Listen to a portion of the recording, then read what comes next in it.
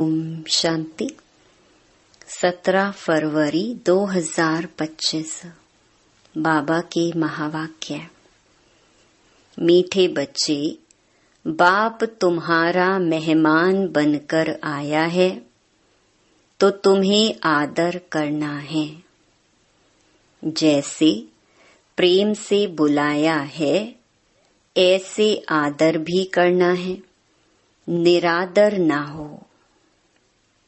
प्रश्न: कौन सा नशा तुम बच्चों को सदा चढ़ा रहना चाहिए?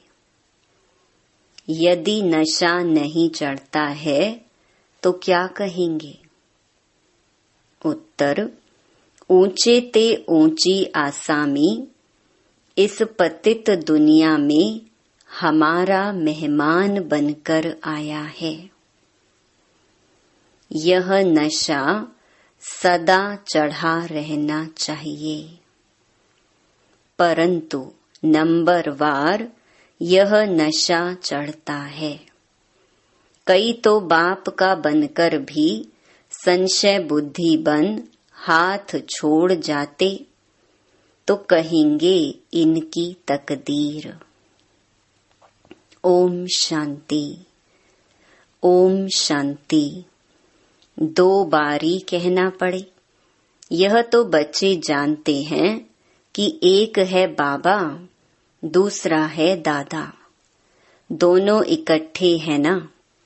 भगवान की महिमा भी कितनी ऊंची करते हैं, परंतु अक्षर कितना सिंपल है, गॉड फादर। सिर्फ फादर नहीं कहेंगे, गॉड फादर वह है ऊंच ते ऊंच। उनकी महिमा भी बहुत ऊंच है। उनको बुलाते भी पतित दुनिया में हैं। खुद आकर बतलाते हैं कि मुझे पतित दुनिया में ही बुलाते हैं, परंतु पतित पावन वह कैसे है, कब आते हैं, यह किसको भी पता नहीं। आधा कल्प सतयुग त्रेता में किसका राज्य था, कैसे हुआ, किसको यह पता नहीं है। पतित पावन बाप आते भी जरूर हैं। उनको कोई पतित पावन कहते, कोई लिबरेटर कहते हैं। पुकारते हैं कि स्वर्ग में ले चलो। सबसे ऊंच ते ऊंच है ना। उनको पतित दुनिया में बुलाते हैं कि आकर हम भारतवासियों को श्रेष्ठ बनाओ। उनका पोजीशन कितना बड़ा है, हाईएस्ट अथॉरिटी है। उनको बुलाते हैं जबकि रावण राज्य है। नहीं तो इस रावण राज्य से कौन छुड़ावे। यह सब बातें तुम बच्चे सुनते हो तो नशा भी चढ़ा रहना चाहिए, परंतु इतना नशा चढ़ता नहीं है। शराब का नशा सभी को चढ़ जाता है, यह नहीं चढ़ता है। इसमें है धारणा की बात, तकदीर की बात है। तो बाप है बहुत बड़ी आसामी। तुम्हारे में भी कोई कोई को पूरा निश्चय रहता है। निश्चय अगर सबको होता तो संशय में आकर भागते क्यों। बाप को भूल जाते हैं। बाप के बने फिर बाप के लिए कोई संशय बुद्धि नहीं हो सकता, परंतु यह बाप है वंडरफुल। गायन भी है।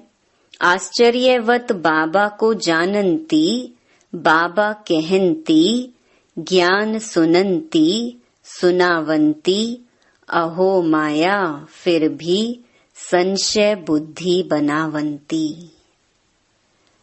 बाप समझाते हैं इन भक्ति मार्ग के शास्त्रों में कोई सार नहीं है। बाप कहते हैं मुझे कोई भी जानते नहीं। तुम बच्चों में भी मुश्किल कोई ठहर सकते हैं, तुम भी फील करते हो कि वह याद स्थायी ठहरती नहीं है। हम आत्मा बिंदी हैं, बाबा भी बिंदी है। वह हमारा बाप है, उनको अपना शरीर तो है नहीं। कहते हैं मैं इस तन का आधार लेता हूँ, मेरा नाम शिव है। मुझ आत्मा का नाम कभी बदलता नहीं है। तुम्हारे शरीर के नाम बदलते हैं, शरीर पर ही नाम पड़ते हैं। शादी होती है तो नाम बदल जाता है, फिर वह नाम पक्का कर लेते हैं। तो अब बाप कहते हैं तुम यह पक्का कर लो कि हम आत्मा हैं। यह बाप ने ही परिचय दिया है कि जब जब अत्याचार और ग्लानि होती है तब मैं आता हूँ। कोई अक्षरों को भी पकड़ना नहीं है। बाप खुद कहते हैं मुझे पत्थर भित्तर में ठोक कितनी ग्लानि करते हैं। यह भी नई बात नहीं। कल्प कल्प ऐसे पतित बन और ग्लानि करते हैं, तब ही मैं आता हूँ। कल्प कल्प का मेरा पार्ट है, इसमें अदली बदली हो नहीं सकती। ड्रामा में नोंद है ना। तुमको कई कहते हैं सिर्फ भारत में ही आता है। क्या भारत ही फिर स्वर्ग बनेगा? हाँ, यह तो अनादि अविनाशी पार्ट हो गया ना। बाप कितना ऊंचते ऊंच है। पतितों को पावन बनाने वाला बाप कहते हैं मुझे बुलाते ही इस पतित दुनिया में है। मैं तो सदा पावन हूँ, मुझे पावन दुनिया में बुलाना चाहिए ना, परंतु नहीं। पावन दुनिया में बुलाने की दरकार ही नहीं। पतित दुनिया में ही बुलाते हैं कि आकर पावन बनाओ। मैं कितना बड़ा मेहमान हूँ।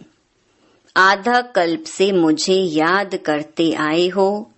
यहाँ कोई बड़े आदमी को बुलाएंगे, करके 1-2 वर्ष बुलाएंगे। फलाना इस वर्ष नहीं तो दूसरे वर्ष आएगा।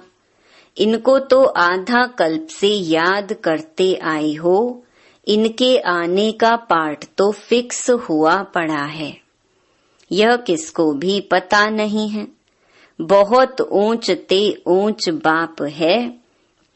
मनुष्य बाप को एक ओर तो प्रेम से बुलाते हैं, दूसरी ओर महिमा में दाग लगा देते हैं। वास्तव में यह बड़े ते बड़ा गेस्ट ऑफ ऑनर, बड़ी महिमा वाला मेहमान है, जिसकी ऑनर माना महिमा को दाग लगा दिया है।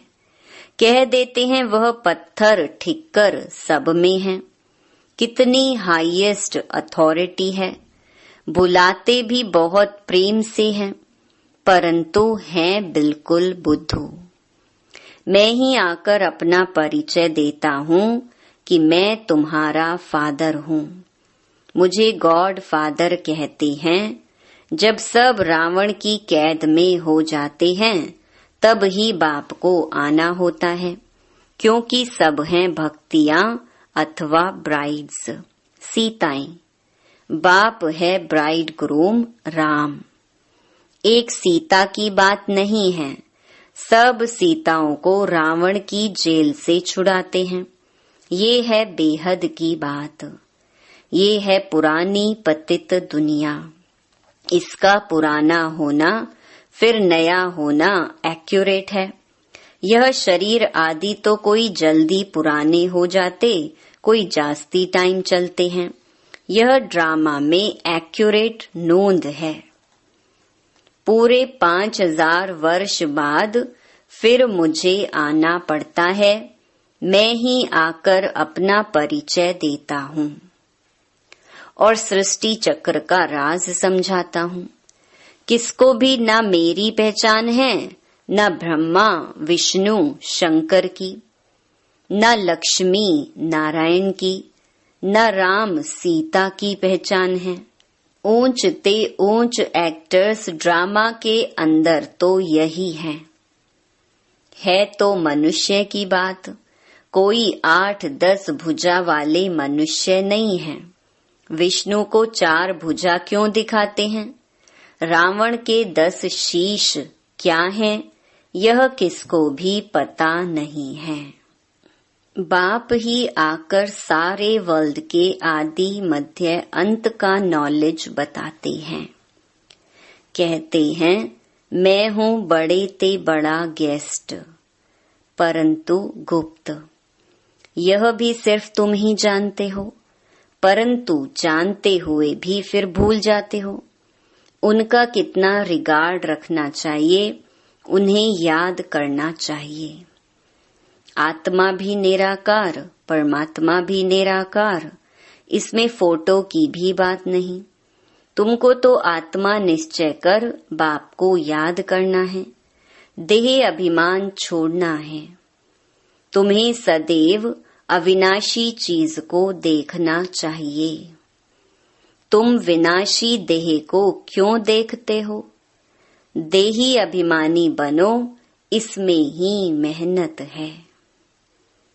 जितना याद में रहेंगे उतना कर्मातीत अवस्था को पाए ऊंच पद पाएंगे। बाप बहुत ही सहज योग अर्थात याद सिखलाते हैं। योग तो अनेक प्रकार के हैं, याद अक्षर ही यथार्थ है। परमात्मा बाप को याद करने में ही मेहनत है। कोई विरला सच बताते हैं कि हम इतना समय याद में रहा। याद करते ही नहीं है तो सुनाने में लज्जा आती है। लिखते हैं सारे दिन में 1 घंटा याद में रहे तो लज्जा आनी चाहिए ना। ऐसा बाप जिसको दिन रात याद करना चाहिए और हम सिर्फ 1 घंटा याद करते हैं, इसमें बड़ी गुप्त मेहनत है। बाप को बुलाते हैं तो दूर से आने वाला गेस्ट हुआ ना। बाप कहते हैं मैं नई दुनिया का गेस्ट नहीं बनता हूँ, आता ही पुरानी दुनिया में हूँ। नई दुनिया की स्थापना आकर करता हूँ। यह पुरानी दुनिया है, यह भी कोई यथार्थ नहीं जानते हैं। नई दुनिया की आयु ही नहीं जानते। बाप कहते हैं यह नॉलेज मैं ही आकर देता हूँ। फिर ड्रामा अनुसार यह नॉलेज गुम हो जाती है। फिर कल्प बाद यह पार्ट रिपीट होगा। मुझे बुलाते हैं, वर्ष वर्ष शिव जयंती मनाते हैं। जो होकर जाते हैं तो उनकी वर्ष वर्ष बरसी मनाते हैं। शिव बाबा की भी 12 मास बाद जयंती मनाते हैं, परंतु कब से मनाते आए हैं यह किसको भी पता नहीं है। सिर्फ कह देते हैं कि लाखों वर्ष हुए। कलयुग की आयु ही लाखों वर्ष लिख दी है। बाप कहते हैं ये है 5000 वर्ष की बात। बरोबर इन देवताओं का भारत में राज्य था ना। तो बाप कहते हैं मैं भारत का बहुत बड़ा मेहमान हूँ। मुझे आधा कल्प से बहुत निमंत्रण देते आए हो। जब बहुत दुखी होते हैं तो कहते हैं हे पतित पावन आओ। मैं आया भी हूँ पतित दुनिया में। रथ तो हमको चाहिए ना। आत्मा है अकाल मूरत, उनका यह तख्त है। बाप भी अकाल मूरत है, इस तख्त पर आकर विराजमान होते हैं। ये बड़ी रमणीक बातें हैं और कोई सुने तो चक्रित हो जाए। अब बाप कहते हैं बच्चे मेरी मत पर चलो। समझो शिव बाबा मत देते हैं, शिव बाबा मुरली चलाते हैं। यह कहते हैं मैं भी उनकी मुरली सुनकर बजाऊंगा। सुनाने वाला तो वह है ना। यह नंबर 1 पूज्य, सो फिर नंबर 1 पुजारी बना। अभी यह पुरुषार्थी है। बच्चों को हमेशा समझना चाहिए, हमको शिव बाबा की श्रीमत मिली है। अगर कोई उल्टी बात भी हुई तो वह सुलटी कर देंगे। यह अटूट निश्चय है तो रिस्पॉन्सिबल शिव बाबा है। यह ड्रामा में नूंद है। विघ्न तो पड़ने ही हैं, बहुत कड़े कड़े विघ्न पड़ते हैं। अपने बच्चों के भी विघ्न पड़ते हैं तो हमेशा समझो कि शिव बाबा समझाते हैं तो याद रहेगी। कई बच्चे समझते हैं यह ब्रह्मा बाबा मत देते हैं, परंतु नहीं, शिव बाबा ही रिस्पॉन्सिबल हैं। परंतु देह अभिमान है तो घड़ी घड़ी इनको ही देखते रहते हैं। शिव बाबा कितना बड़ा मेहमान है तो भी रेलवे आदि वाले थोड़े ही जानते हैं। निराकार को कैसे पहचाने व समझे, वह तो बीमार हो ना सके। तो बीमारी आदि का इनका कारण बताते हैं। वह क्या जाने इनमें कौन है। तुम बच्चे भी नंबरवार जानते हो। वह सभी आत्माओं का बाप और यह फिर प्रजापिता मनुष्यों का बाप। तो यह दोनों बाप दादा कितने बड़े गेस्ट हो गए। बाप कहते हैं जो कुछ होता है ड्रामा में नूंद है। मैं भी ड्रामा के बंधन में बांधा हुआ हूँ। नूंद बिगर कुछ कर नहीं सकता हूँ। माया भी बड़ी दुष्टर है। राम और रावण दोनों का पार्ट है। ड्रामा में रावण चैतन्य होता तो कहता मैं भी ड्रामा अनुसार आता हूँ। यह दुख और सुख का खेल है। सुख है नई दुनिया में, दुख है पुरानी दुनिया में। नई दुनिया में थोड़े मनुष्य, पुरानी दुनिया में ढेर मनुष्य हैं। पतित पावन बाप को ही बुलाते हैं कि आकर पावन दुनिया बनाओ, क्योंकि पावन दुनिया में बहुत सुख था, इसीलिए ही कल्प कल्प पुकारते हैं। बाप सबको सुख देकर जाते हैं, अभी फिर पार्ट रिपीट होता है। दुनिया कभी खलास नहीं होती। खलास होना इम्पॉसिबल है। समुद्र भी दुनिया में है ना, यह 3rd फ्लोर तो है ना। कहते हैं जलमई पानी पानी हो जाता है, फिर भी पृथ्वी फ्लोर तो है ना। पानी भी तो है ना। पृथ्वी फ्लोर कोई विनाश नहीं हो सकता। जल भी इस फ्लोर में होता है। 2nd और 1st फ्लोर सूक्ष्म वतन और मूल वतन में तो जल होता नहीं।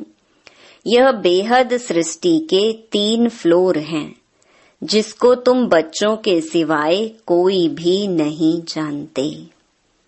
यह खुशी की बात सबको खुशी से सुनानी है। जो पूरे पास होते हैं उनका ही अतीन्द्रिय सुख गाया हुआ है। जो रात दिन सर्विस पर तत्पर हैं, सर्विस ही करते रहते हैं, उन्हें बहुत खुशी रहती है। कोई कोई ऐसे दिन भी आते हैं जो मनुष्य रात को भी जागते हैं, परंतु आत्मा थक जाती है तो सोना होता है। आत्मा के सोने से शरीर भी सो जाता है। आत्मा ना सोए तो शरीर भी ना सोए। थकती आत्मा है। आज मैं थक पड़ा हूँ किसने कहा? आत्मा ने। तुम बच्चों को आत्म अभिमानी हो रहना है, इसमें ही मेहनत है। बाप को याद नहीं करते, देही अभिमानी नहीं रहते, तो देह के संबंधी आदि याद आ जाते हैं। बाप कहते हैं तुम नंगे आए थे, फिर नंगे जाना है। यह देह के संबंध आदि भूल जाओ। इस शरीर में रहते मुझे याद करो तो सतो प्रधान बनेंगे। बाप कितनी बड़ी अथॉरिटी है, बच्चों के सिवाय कोई जानते ही नहीं। बाप कहते हैं, मैं हूँ गरीब निवाज, सभी साधारण हैं। पतित पावन बाप आया है, यह जान लें तो पता नहीं कितनी भीड़ हो जाए। बड़े बड़े आदमी आते हैं तो कितनी भीड़ हो जाती है। तो ड्रामा में इनका पार्ट ही गुप्त रहने का है। आगे चल आहिस्ते आहिस्ते प्रभाव निकलेगा और विनाश हो जाएगा। सब थोड़े ही मिल सकते हैं, याद करते हैं ना तो उनको बाप का परिचय मिल जाएगा, बाकी पहुंच नहीं पाएंगे। जैसे बांधेली बच्चियां मिल नहीं पाती हैं, कितने अत्याचार सहन करती हैं, विकार को छोड़ नहीं सकते हैं। कहते हैं सृष्टि कैसे चलेगी। अरे सृष्टि का बोझ बाप पर है कि तुम पर। बाप को जान लेवें तो फिर ऐसे प्रश्न ना पूछें। बोलो पहले बाप को तो जानो, फिर तुम सब कुछ जान जाएंगे। समझाने की भी युक्ति चाहिए। अच्छा, मीठे मीठे सिकिलधे बच्चों प्रति मात पिता बाप दादा का याद प्यार और गुड मॉर्निंग। रूहानी बाप की रूहानी बच्चों को नमस्ते। धारणा के लिए मुख्य सार। पहला, सदा ही हाईएस्ट अथॉरिटी बाप की याद में रहना है। विनाशी देह को न देख देही अभिमानी बनने की मेहनत करनी है। याद का सच्चा सच्चा चार्ट रखना है। दूसरा, दिन रात सर्विस में तत्पर रह अपार खुशी में रहना है। तीनों लोकों का राज सबको खुशी से समझाना है। शिव बाबा जो श्रीमत देते हैं उसमें अटूट निश्चय रखकर चलना है। कोई भी विघ्न आए तो घबराना नहीं है। रिस्पॉन्सिबल शिव बाबा है, इसीलिए संशय ना आए। वरदान, श्रेष्ठ वेला के आधार पर सर्व प्राप्तियों के अधिकार का अनुभव करने वाले पद्मा पदम भाग्यशाली भव। जो श्रेष्ठ वेला में जन्म लेने वाले भाग्यशाली बच्चे हैं, वह कल्प पहले की टचिंग के आधार पर जन्मते ही अपनेपन का अनुभव करते हैं। वह जन्मते ही सर्व प्रॉपर्टी के अधिकारी होते हैं। जैसे बीज में सारे वृक्ष का सार समाया हुआ है, ऐसे नंबर 1 वेला वाली आत्माएं सर्व स्वरूप की प्राप्ति के खजाने के आते ही अनुभवी बन जाते हैं। वे कभी ऐसे नहीं कहेंगे कि सुख का अनुभव होता, शांति का नहीं, शांति का होता, सुख का व शक्ति का नहीं। सर्व अनुभवों से संपन्न होते हैं। स्लोगन, अपने प्रसन्नता की छाया से शीतलता का अनुभव कराने के लिए निर्मल और निर्माण बनो। अव्यक्त इशारे, सर्व संबंध, सर्व रसनाएं एक से लेने वाला ही एकांत प्रिय हो सकता है। जब एक द्वारा सर्व रसनाएं प्राप्त हो सकती हैं, तो अनेक तरफ जाने की आवश्यकता ही क्या है। सिर्फ एक शब्द भी याद रखो तो उसमें सारा ज्ञान आ जाता, स्मृति भी आ जाती, संबंध भी आ जाता, स्थिति भी आ जाती और साथ साथ जो प्राप्ति होती है वह भी उस एक शब्द से स्पष्ट हो जाती। एक की याद, स्थिति, एक रस और ज्ञान भी सारा एक की याद का ही मिलता है। प्राप्ति भी जो होती है वह भी एक रस रहती है। अच्छा, ओम शांति।